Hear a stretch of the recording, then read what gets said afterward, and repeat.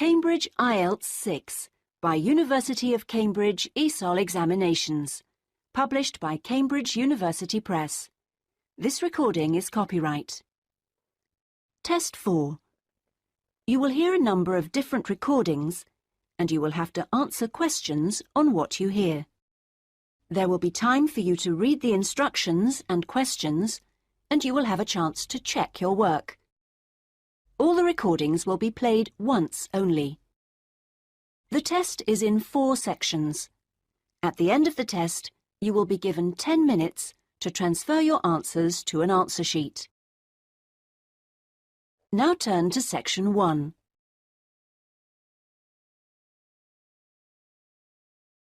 Section 1. You will hear a telephone conversation between a woman and the reservations clerk at a conference centre. First, the reservations clerk at a conference centre. First, you have some time to look at questions 1 to 5.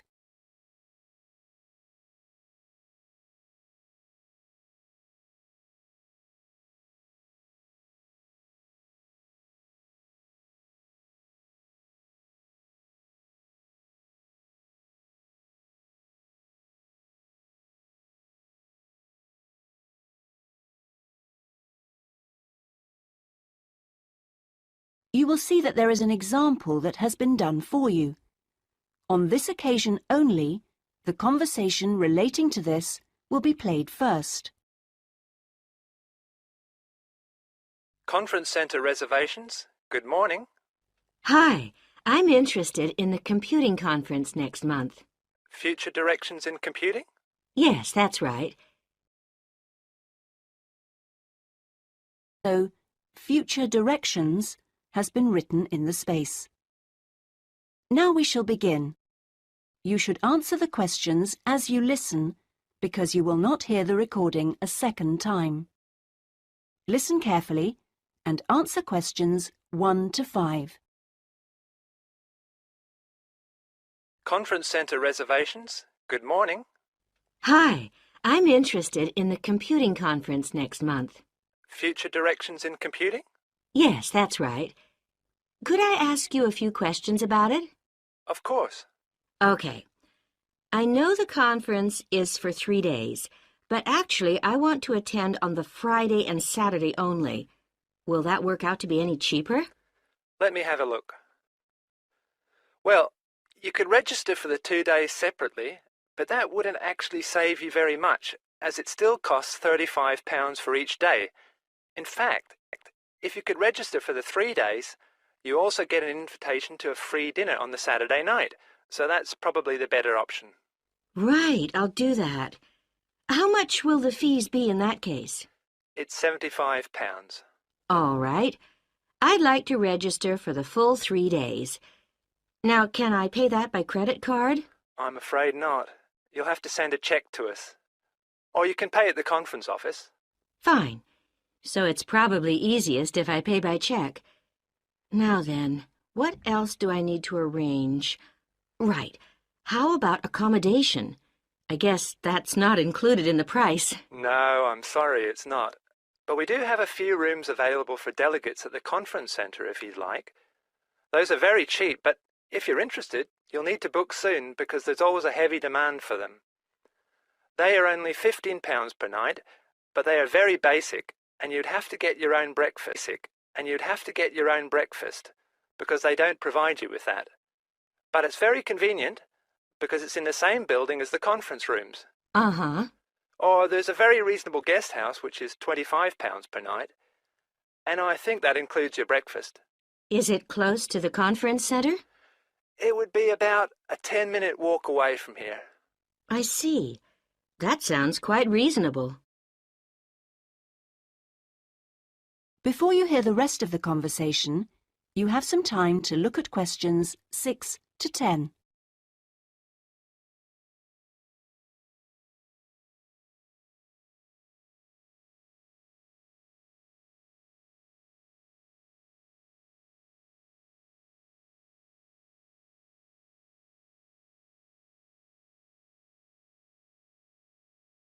Now listen and answer questions 6 to 10.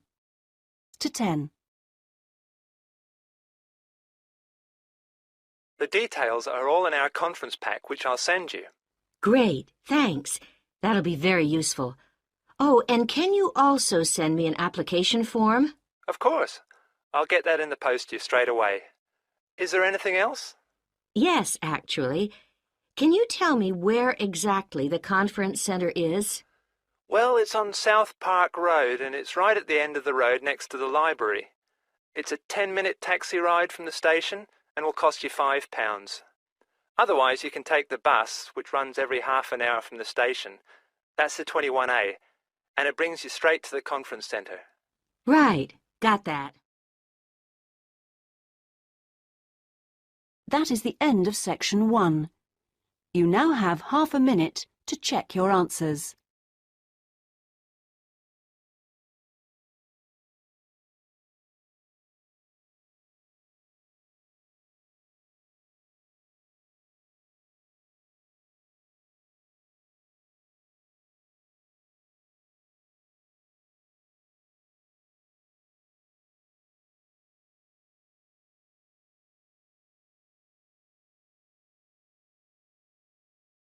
Now turn to section 2.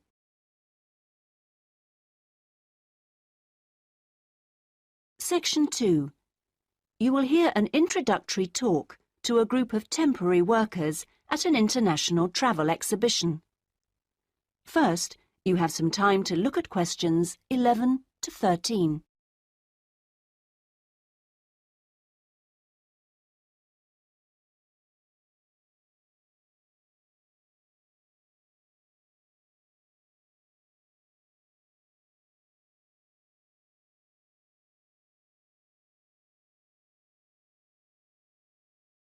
Now listen carefully and answer questions 11 to 13. Good morning and welcome everybody. I'm Jenny Stewart and I'm the staff manager here at the Exhibition Centre. We're expecting this year's International Travel Exhibition to attract over 10,000 visitors a day, ladies and gentlemen, and you are among the 200 extra staff recruited to help look after them. Now, to help things run smoothly, we have divided you into 4 teams: the blue team, the green team, the red team and the yellow team. So first, I'll explain how the teams are divided up, and then we'll be giving you colour-coded T-shirts so we can identify you more easily. First of all, those who will be looking after the phones and handling all calls regarding the exhibition, you will be on the red team. Now, we've also put the entrance staff on the red team, and you'll be stamping the entrance tickets and giving out publicity leaflets, okay? Those of you involved in distributing entrance tickets will be on the yellow team, and we've also put those of you who'll be staffing the information booths around the conference centre on the yellow team, so you'll be getting a yellow T-shirt. Now, most of the hospitality staff have been put in the blue team, so the chefs among you and the kitchen hands will all need a blue T-shirt, but because of the sheer numbers, all waiting staff will be on the yellow team, and this includes the bar staff among you. Those who will be monitoring and directing the traffic in the car parks are on the green team, so you'll need to get a green T-shirt. This year, we've also employed a considerable number of attendants to direct the human traffic around the conference centre. Now, you'll be working and generally helping people whenever you can, and you will be in the red team, so please collect a red T-shirt. Before you hear the rest of the talk, you have some time to look at questions 14 to 20.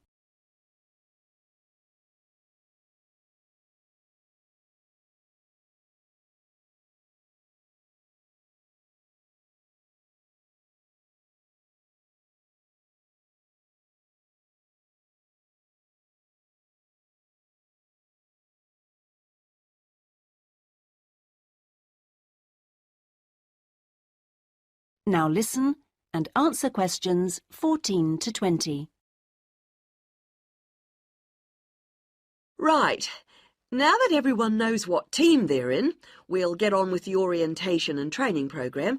And first, I'll run through the rest of today's program, which you should have in front of you, so that you can get a general idea of what else is in store today.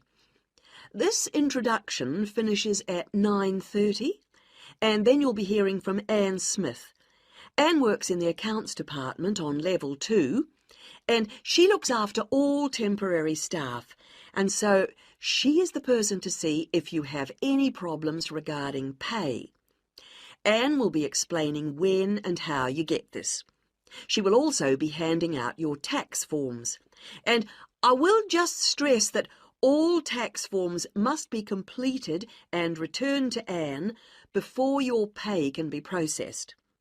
Following Anne's talk, you'll hear from Peter Chen, our conference manager, and he will be going over a plan of the conference centre with you, which will help you to orient yourselves. He will also go through the security arrangements with you and show you the fire exits. Then at 10:30, there will be a coffee break in the staff canteen, which is located down on the ground floor. Now, after the break, we'll be moving to a different location for a video presentation, so instead of coming back here, we'd like you all to go to lecture room 311. You'll find it on this same level just down the hall, and there you will be shown a video about important safety issues in the workplace called Safety at Work. We'll finish off the morning with lunch, which should give everyone a chance to meet and get to know each other, and we'll be serving you a buffet lunch in the main hall, which is on the first floor from 12 o'clock. After lunch, you'll be divided up into your teams to meet your team leaders, and we're hoping to be all finished by 3, so I won't delay you any longer, and I'll hand over. That is the end of section 2. You now have half a minute to check your answers.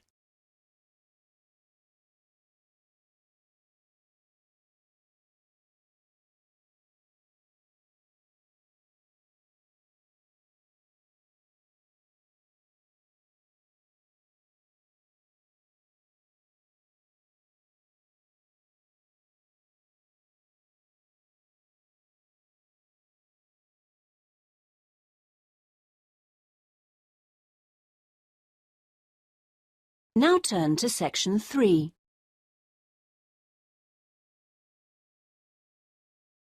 Section 3. You will hear a conversation between a librarian and an education student. First, you have some time to look at questions 21. First, you have some time to look at questions 21 to 27.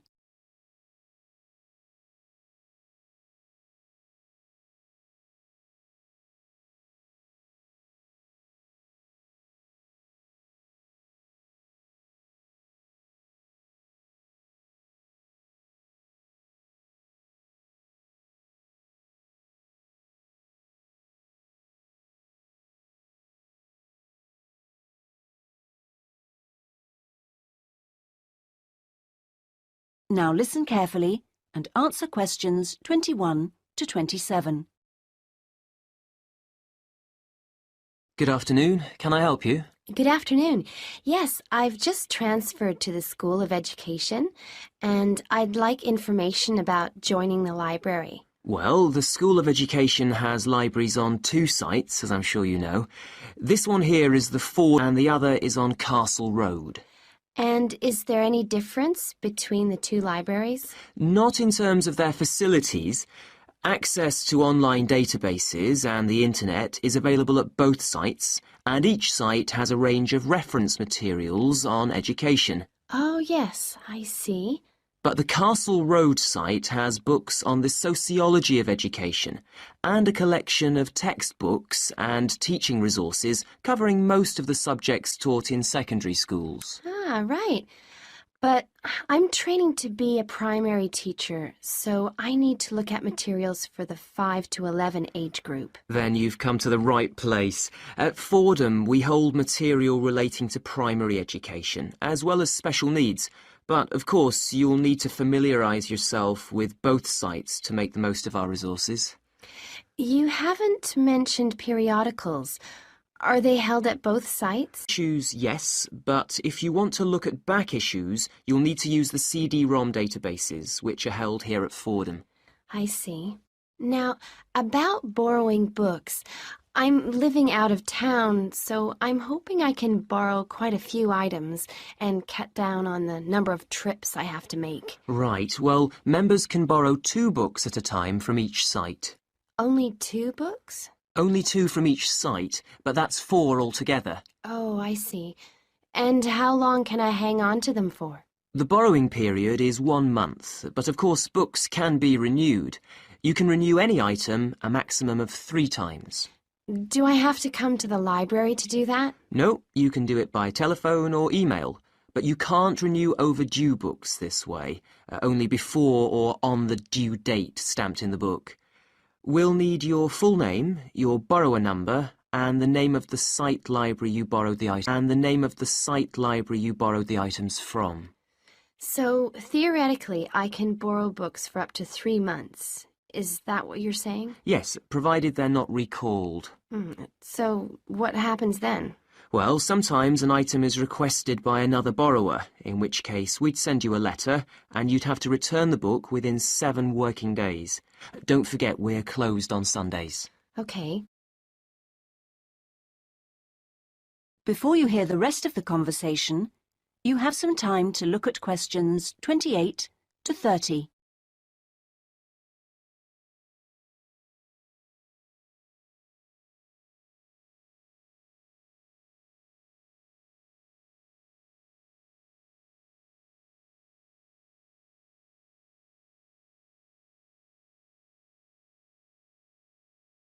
Now listen and answer questions 28 to 30.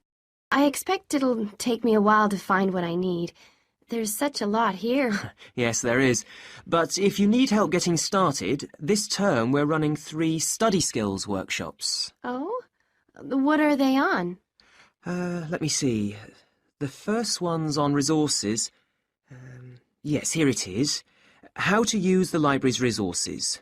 That includes everything, not just the print and technical resources. That sounds useful. Is there anything on using the internet? Let's see. The one on the internet for beginners was last term. This term it's finding research materials online. That sounds interesting, too. What's the last one? It's a workshop on dissertations. What do you mean? How to write one? No, it's more to do with academic writing conventions. You know, writing a bibliography and how to refer to sources in your text, that sort of thing. Anyway, here's a leaflet with information about all 3. Oh, thanks a lot. That'll be very useful. You're welcome. That is the end of section 3. You now have half a minute to check your answers.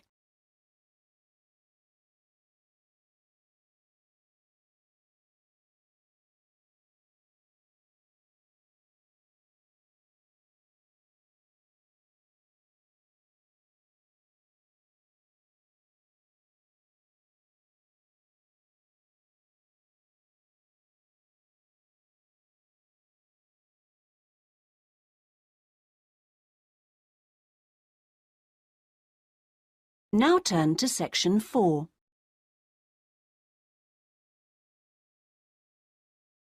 Section 4. You will hear part of a lecture given by a conservationist on the subject of lions. First, you have some time to look at questions 31 to 40.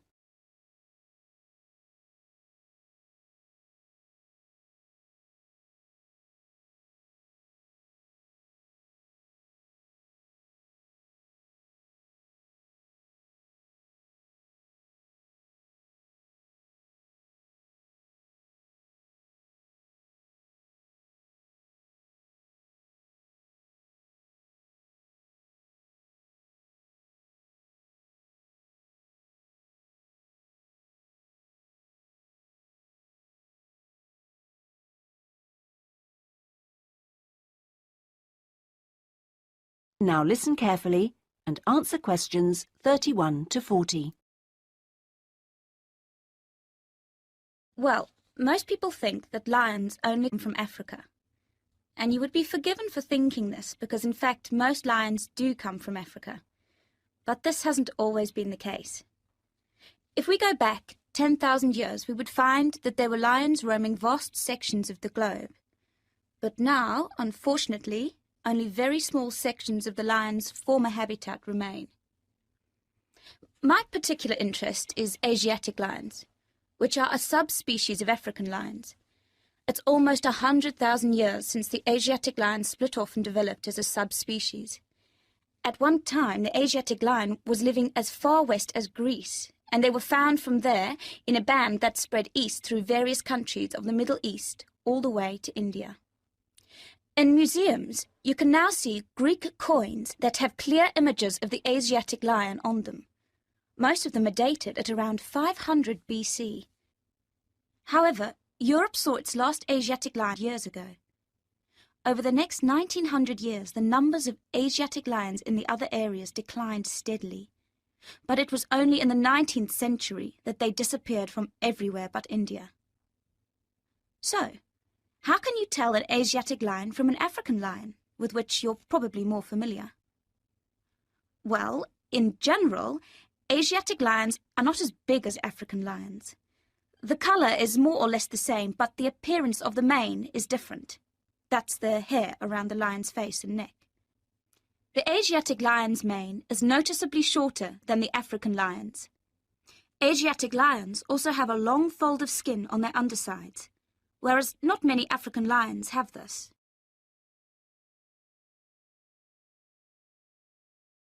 Well, I'd like to talk to you now about the Gir Sanctuary in India. That's where I've just come back from. The sanctuary was established specifically to protect the Asiatic lion. It's 1,450 square kilometres in area, and most of it is forest. There are now around 300 Asiatic lions in India, and almost all of them are in this sanctuary. But despite living in a sanctuary, which makes them safe from hunters, they still face a number of problems that threaten their survival. One of these is the ever-present danger of disease. This is what killed more than a third of Africa's Serengeti lions in 1994, and people are fearful that something similar could happen in the Gir Sanctuary and kill off many of the Asiatic lions there. India's lions are particularly vulnerable because they have a limited gene pool. The reason for this is interesting. It's because all of them are descended from a few dozen lions that were saved by a prince who took a particular interest in them. He was very wealthy. Otherwise, they'd probably have died out completely. When you see the Asiatic lion in India, what you sense is enormous vitality. They're very impressive beasts, and you would never guess that they had this vulnerability when you look at them. The Asiatic lions don't have the Gir Sanctuary to themselves, I should add. They actually share it with about 2,000 farmers. A significant proportion of the lion's diet is made up of the livestock of these farmers, goats, chickens, and so on, as much as a third, in fact. And they've even been known to attack humans, especially in times of drought. One final piece of interesting information. In ancient India, one of the greatest tests of leadership for a man was to fight a lion. Now, it seems, in modern India, it will be a great test to see if the lion can be saved. I'm sure this is something that all of you will share concern for too. That is the end of section 4. You now have half a minute to check your answers.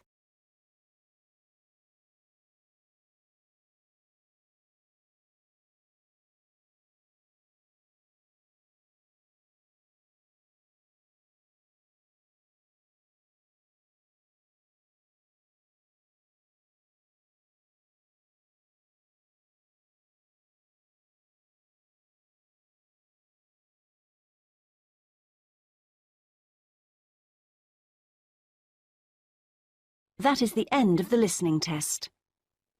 In the IELTS test, you would now have 10 minutes to transfer your answers to the listening answer sheet.